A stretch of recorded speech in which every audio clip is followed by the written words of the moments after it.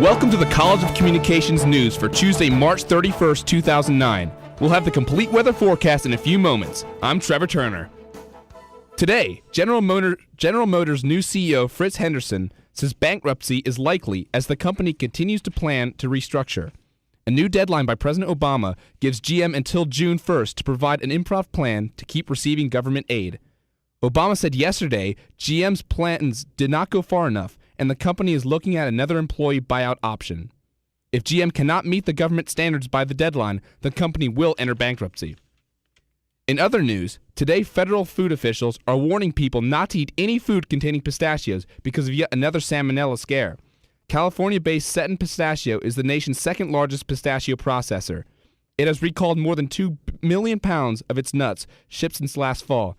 In Tyrone, Gardner's Candy president Sam Phillips says Gardner's uses a small amount of pistachios in its candy, but the company is still taking safety precautions. We have raw pistachios in our store. We are pulling all of our pistachios out of our store as a precautionary method and not selling them. Phillips also says Gardner sympathizes with any customers who may have purchased pistachios from them. If anybody has them, we will give a full refund to anyone who brings them back. We have no idea who bought them because it's a cash sale, and they were sold, over the counter. But those that have, if they have any questions, they're welcome to come to see us and bring them back, and we'll give them a full refund. This is the second recent salmonella scare involving nuts. It follows the contaminated peanut outbreak earlier this year. More big news in the newspaper industry. The Sun-Times Media Group filed for Chapter 11 bankruptcy today. It is the fifth newspaper publisher to pursue protection from creditors in recent weeks.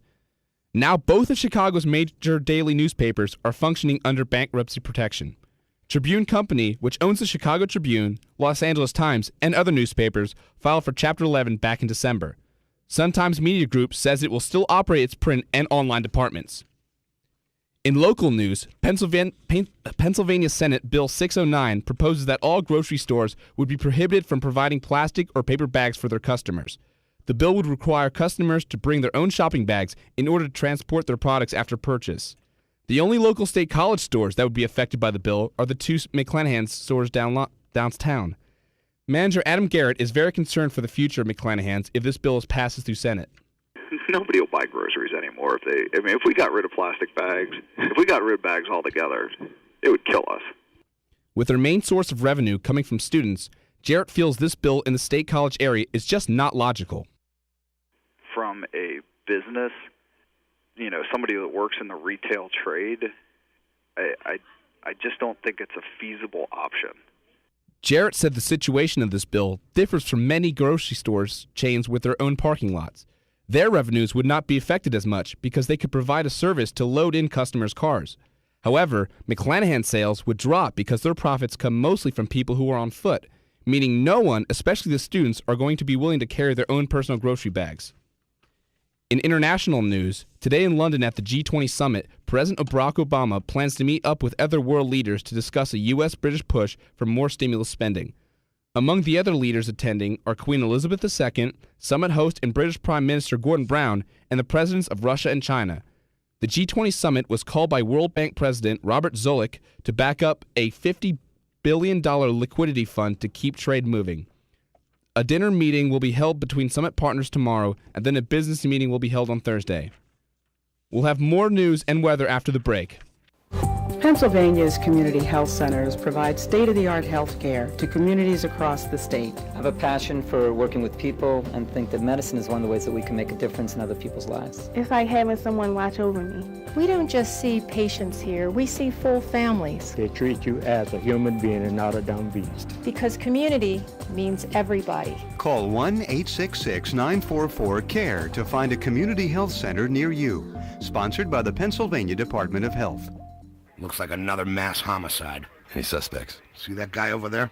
All evidence is pointing to him. The weapon? It's right over there, that barbecue. Another wildfire caused by a barbecue. I should have known. Each year, thousands are senselessly killed by people with no criminal record at all. People who didn't think they did anything wrong. People like you. So be careful outside. A lot of innocent lives are counting on you. Only you can prevent wildfires. Brought to you by the USDA Forest Service, your state forester, the Ad Council, and in partnership with the National Association of Broadcasters. In a little over 12 hours, the University Park Undergraduate Association will open the polls for the election of the new student body president. Last night, the candidates had their last chance to let voters hear why they should be elected. In past years, there has been little student interest in the elections, and organizers are trying to change that. Victoria Castleman has more. From diversity on campus to being a good leader, these are just some of the many topics discussed by 3 candidates for Penn State's student government president. However, less than 100 students showed up to listen despite the 40,000 undergraduate students enrolled here. That's why voting will be online. Candidates Gavin Kearns, Samantha Miller, and Nick Borsick are trying to promote more student interest in their goals. Student participant Michael Wallace says it's tough getting people interested. Do typically come out to vote, and I guess 5,000 would kind of be a high estimate. Current President Gavin Kearns is up for re-election. He has a big online presence. This is my 3rd time running for UPA president. I have a major online presence, over 1,000 attending on Facebook, a lot of listservs. First-time candidate Samantha Miller says students should care about the election because it is important for them to know what is going on. It's extremely important to every single undergraduate's career here at Penn State for them to be plugged into the university in one way or another. Student Jillian Favorite came to the debate because she wants to get involved. I am not just a face in the crowd. Voice does matter. The online polls will be open from 6 a.m. to 10 p.m. tomorrow. Reporting for Com Radio, I'm Victoria Castleman. In Philadelphia, a group of police officers is calling for the firing of one of their own after he made some racial remarks to a student journalist. Officer William Thrasher is in the center of the controversy over what he said during a ride-along in his patrol car. Temple University senior Shannon McDonald wrote the article for the university's Multimedia Urban Reporting Lab. Temple News editor Chris Stover says the officer knew McDonald was a reporter. They knew about she signed a consent form. They allowed her to go with them. She was not out to get anybody. What her goal was through this article was to explain the relationship that the police have in the district with the residents.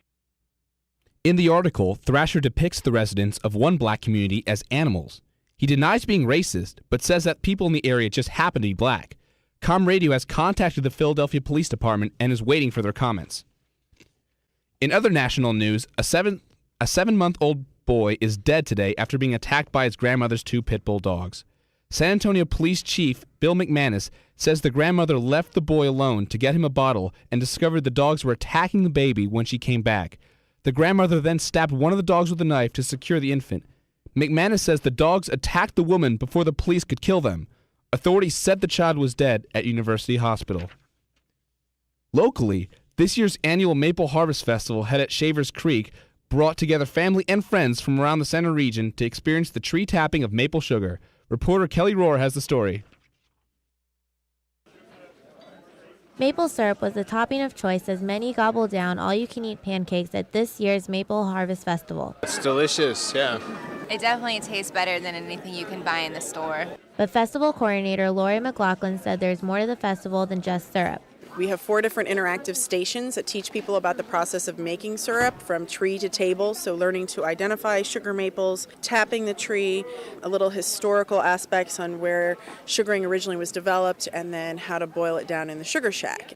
Sophomore Tom Hoffman led the tree tapping station and explained to the public its process. In order for a tree to be tapped, it needs to be at least 12 inches in diameter. You select point between 3 and 5 feet off the ground to place your tap. Drill into the tree about an inch, inch and a half. The sap's not flowing very well today because it's a little cold yet and the sun isn't out. Hoffman and other students tap around 15 to 20 trees on the property and will make 1 gallon of syrup for every 40 to 50 gallons of sap. This weekend, over 50 volunteers will serve about 20 gallons of syrup. Reporting for Com Radio, I'm Kelly Rohr. Now for the weather. Clouds will increase tonight with a low of 40 degrees. Tomorrow, rain will develop in the morning, ending late in the afternoon with a high of 49 degrees. There will be partial clearing tomorrow with a low of 38 degrees. Thursday will be pleasant and a mild mix of sun and clouds with a high in the low 60s. That's the news for Tuesday, March 31st, 2009. Our producer today was Kyle Rappazelli. The assignment editor was Julian Washington. The assistant producer was Kenny Rubenstein. Our technical director was Brittany Gallagher. For the entire College of Communications news team, I'm Trevor Turner. Have a good day.